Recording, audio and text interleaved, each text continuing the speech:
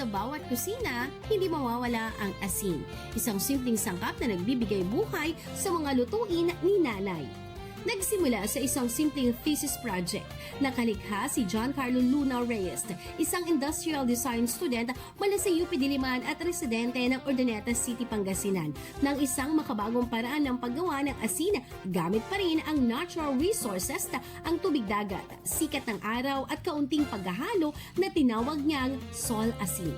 Ang kagandahang taglay ng sol asin ay hindi lang tipid sa espasyo at mas mabilis ang proseso, kundi kaya niyang makagawa ng high-value flaky salt na may hahambing sa kalidad ng mga imported o commercialized na asin.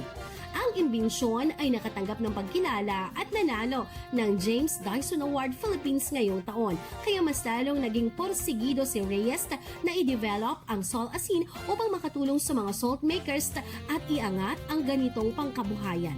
Kung sakali, hindi na kailangang mag-import ng asin sa ibang bansa.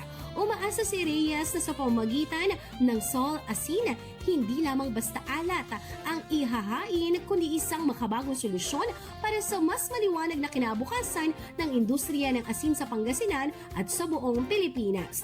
Yan ang ating good news for today. Ako si Idol, Tita Ronnie Tatak, IFM.